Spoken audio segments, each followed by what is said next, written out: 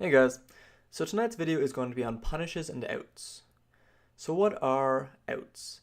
An out is any way that you can use to relieve pressure from the other team on yourself. Dodges, dashes, invincibility frames, shields, anything you can do to prevent damage or get away from the zones of pressure that they may have set up is an out. Now, most heroes have two outs. Some have more, but most will have an out on their Q, which is some form of defense, usually a stealth, a parry, or a counter, or as well as a dash on their space. Now, some champions are exceptions to the rule, but for the most part, the champions are like this. And it's important to note that most of these have standardized timings across all champions. Counters and parries should all have an 8-second cooldown. Dashes will usually have 8 to 11-second cooldown. All shields will have 11-second cooldowns. And then stealths and other forms of escapes can kind of vary in between. So, punishing outs is the core of gameplay in not just Battlerite, but most games. If you see an opponent use their outs, they use their dash to get in, and they use their counter and nothing happens, then now is the perfect time to punish them because they have no way to stop you from doing anything you want to them. If you have all your abilities up, you can throw all your abilities on them, and they're just forced to kind of take it and maybe try to attack you back. There's nothing they can do to stop you from hitting them or prevent the damage from going through as long as you're not missing. So punishing is very important in Battlerite, and just learning when to recognize when to punish and when you can be punished is an easy way for a new player to elevate their gameplay. If, for example, as Sirius, you jump in and then use your counter and they don't hit your counter, all of a sudden you have no way to stop an enemy from really doing anything they want to you. If you do this to a Raygon and Raygon manages to stop himself from hitting your counter, or he's just bad and he misses your counter and your counter expires, now Raygon has free reign for the next 7 seconds as your dash comes back up to just wail on you with a sword. And his team will probably come over and help him out, and there's a very real chance that you could die in this time if your team does not help you out. Now, the same thing is true for you.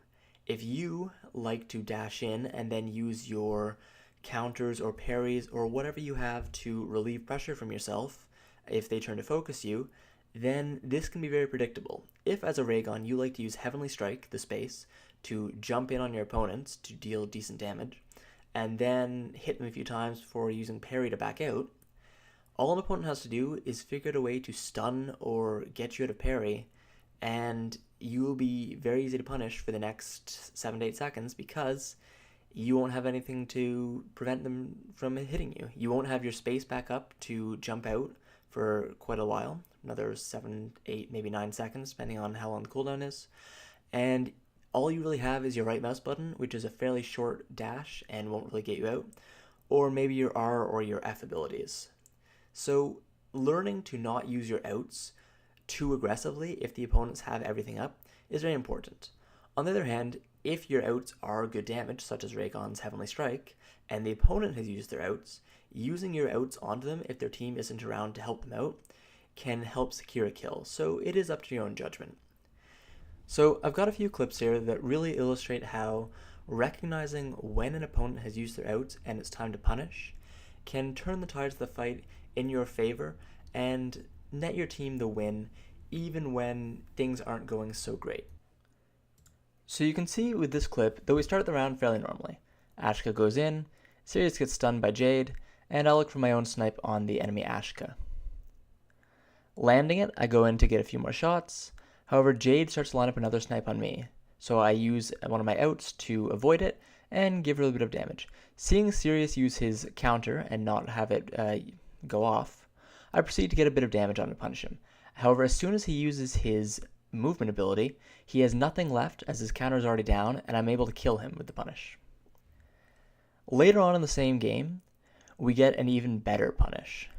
So Sirius, having already used his counter, goes aggressively on me using his space. I use my snipe to punish, and my team instantly turns on him and kills him. Their Ashka tries to come in to save him, but uses his own movement ability and gets killed by the 3 of us in return.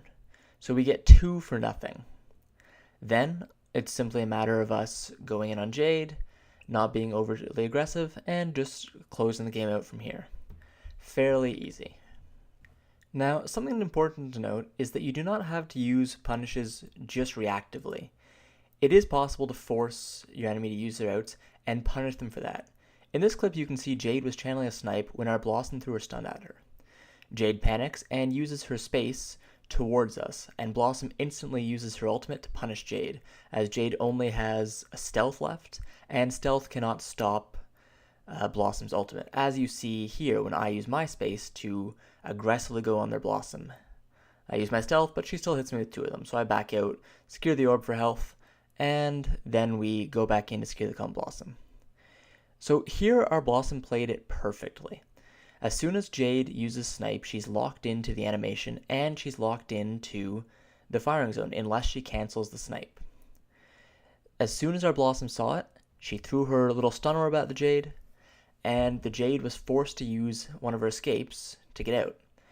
She used the escape the wrong way, and Blossom used her ultimate to punish Jade for this. This is the perfect example of forcing your opponent's outs and then punishing them for using the wrong out or using their out the wrong way. Anyways guys, I hope this video helps you realize when to take the opportunity to all-in an opponent who has no cooldowns, and when to sit back and play it safe as you wait for your own to come back up. Thanks for watching, and remember, good players exploit the opportunities given to them, but great players create their own opportunities. Anyways, thanks again for watching, subscribe if you like it, and have a good one.